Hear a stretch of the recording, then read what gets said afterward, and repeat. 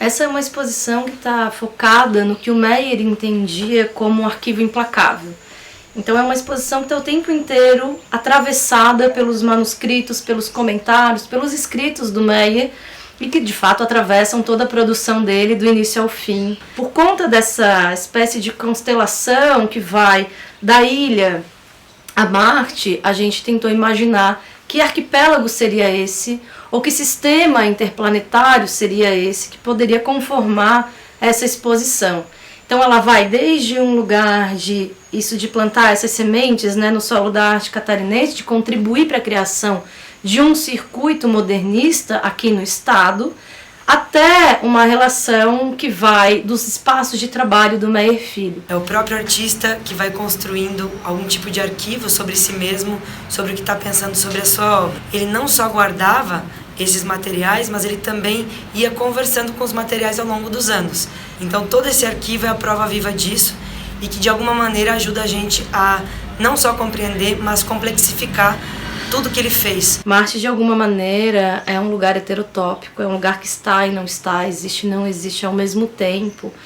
E é óbvio que isso é contraditório, mas ao mesmo tempo a criação, né, dessa viagem a Marte, a afirmação de que ele esteve em Marte, tem a ver com a afirmação de que ele é um artista interplanetário e que ele merece esse reconhecimento. Em Marte, ele era reconhecido como um artista universal. Em Marte, o trabalho dele tinha uma grandiosidade, ele era o grande artista. Essa relação entre Meyer e Marte, entre Terra e Marte, é muito angustiante em algum aspecto, porque tinha a ver com uma falta total de reconhecimento da obra dele, do ponto de vista dele, obviamente. Ser artista não é fácil. Precisa se passar pela serpente. Aquela serpente dos contos de fadas, que para chegar até a princesa, teria que passar pela serpente. Maia passou. Eu carimbo a palavra Maia. Eu carimbo a palavra artista para o Maia Filho. O Meyer Filho contribui para pensar a arte brasileira modernista, né? A arte brasileira do seu tempo. É uma arte solar, né? E a ilha vira uma ilha mítica, né? Uma ilha onde as pessoas são felizes, os bichos olham um para o outro de forma assim lânguida, né? Parece que está sempre se celebrando um ritual erótico. Porque ele sempre será um maravilhoso e grande artista. A esta altura já deve ter feito milhares de anjos galos no cosmos, como ele falava. Perguntaram assim: Ernesto, cá, se tu é realmente o artista que vive dizendo para todos os 4 pontos cardeais da cidade de Florianópolis, por que não pede missão do Banco do Brasil para viver só da tua arte, para mostrar que é realmente um artista? Ele olha, eu não faço isso, não faço isso por 2 importantíssimas razões. Primeira, sou pintor, vírgula, mas não sou burro, ponto e vírgula. Segunda, só porque o nosso querido e mais famoso pintor catarinense do passado, meu colega mais velho, Vitor Meirelles de Lima, morreu de fome num domingo de carnaval, num domingo do carnaval do Rio de Janeiro. Eu nunca tive a mínima intenção de imitá-lo, morrendo também de fome numa quarta-feira de cinza do carnaval de Florianópolis.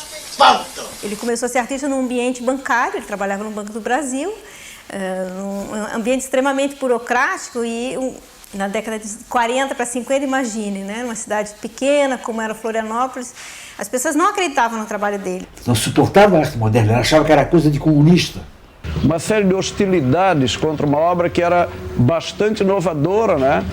Na medida que ela estava levantando uma temática regional, né? E dando uma dimensão até universal, porque ele pega uma série de trabalhos como fundos de quintal, cenas mitológicas e dá uma conotação fantástica para esse trabalho, né? Eu nem sei quem é esse cara. Eu digo, tu sabe quem é ele? E aí 3 vezes negou, não sei quem é esse cara, nem quero saber. O que ele pintou é ele. ele não imitou absolutamente ninguém. Nós nos unimos porque era mais fácil a gente enfrentar o público coletivamente do que sozinho, né? Enfrentar as intempéries, né? A crítica e tal. E ali no Salinha que o mundo girava em Florianópolis, o mundo artístico e literário era praticamente o núcleo ali, né? Era ali mesmo, que a gente se reunia e tal. E aquilo enchia de gente que discutia literatura, política, arte, né? Era a única que vendia livro de arte importado. Quando ele começa a viajar a São Paulo, ao Rio, acho que ele começa a ter uma verdadeira dimensão do que é o trabalho dele, inclusive em relação ao contexto nacional, quando ele é super elogiado como o Picasso da América do Sul, e onde os maiores críticos do Rio de São Paulo reverenciam o trabalho dele. Ele quando volta a Florianópolis, após essas idas e vindas, eu acho que ele tem uma outra dimensão da cidade. Já em 1946, era igualzinho a brasileira de hoje. É metida a entender de tudo e não entende quase nada, tá? É por isso que nós continuamos sendo o país do terceiro mundo, tá? Será que, na verdade, ele acreditava naquilo como fazia com que todos nós procurávamos acreditar?